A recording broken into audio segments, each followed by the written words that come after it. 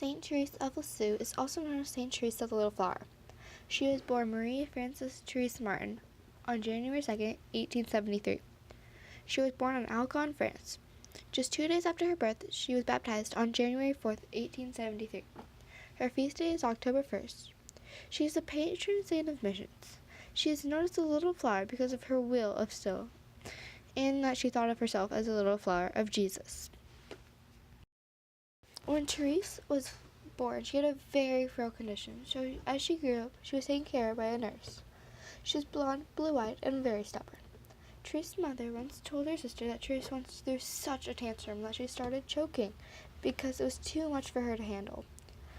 She was still a very beautiful, intelligent little girl. One of Therese's sisters thought she had no more use for doll clothing kit. Then she offered it to Therese and her other sister, Celine. Celine chose a ball of wool that she liked, but she said, "I choose all." That led her family to understand her outlook on life. Unfortunately, the happy times for the Martin family ended when Therese was still young, and her mother died in August of 1877 of breast cancer. Shortly after the death of her father moved them to Lisieux.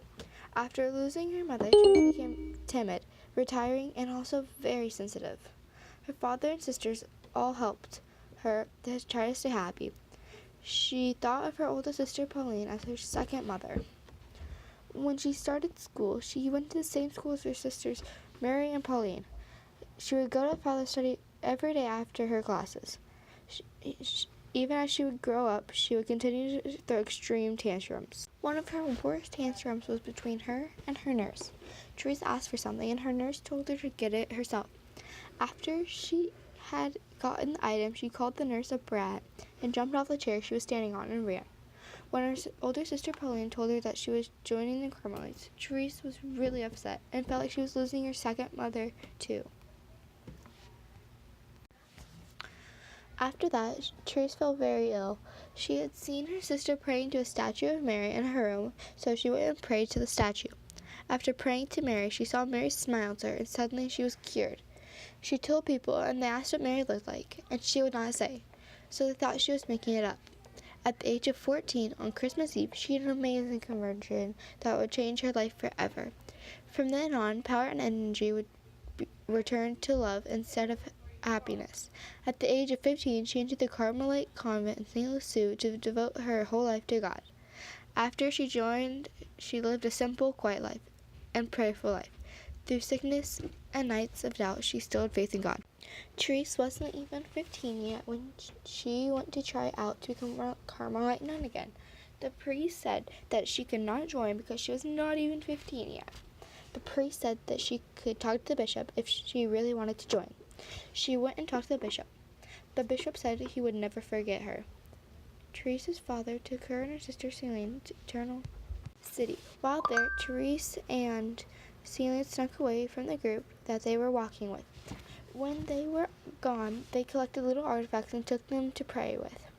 When they returned, the only person who noticed that they had gone was their father. At the end of the week, the tour group received a private audience with Pope Leo the Sixth.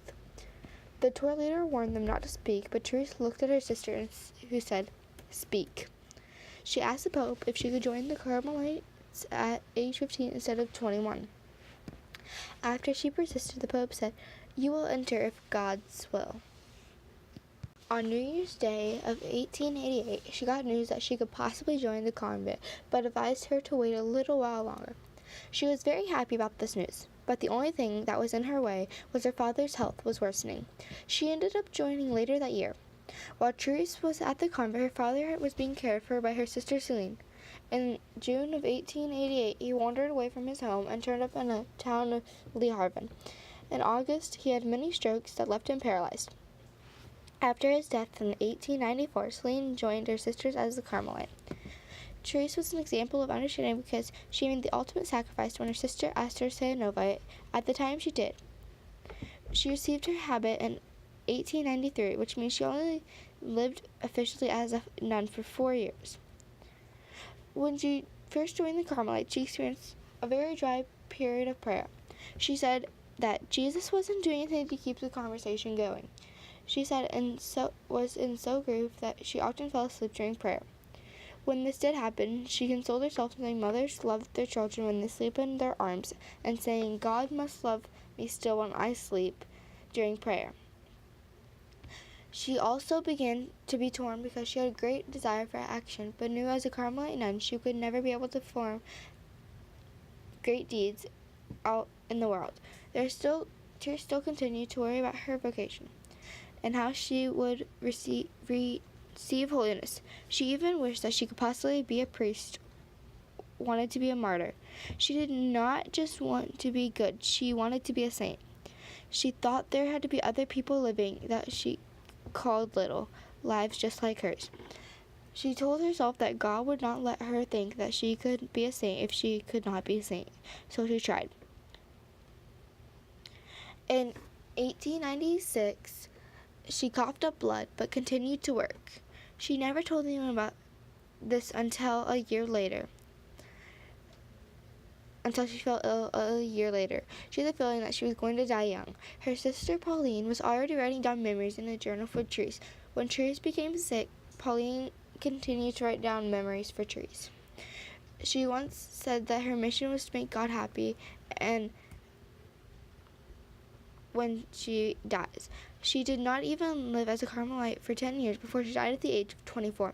She entered the infirmary July 8, 1897, and died of tuberculosis in September of 1897. She never went on missions, performed miracles, or founded a religious order. Yet some people found more inspiration in her than they did some of the saints that did those great deeds. 28 years after her death, the public demand was so great that they decided to canonize her. Her autobiography was published September 30th, 1898. On June 10th of 1914, the cause of her beatification for her to become a saint was introduced. She was beatified April 29th of 1923. She was canonized May 17th, 1925, by Pope Pius XI. If she would have lived, she would have been 52 when she was canonized a saint.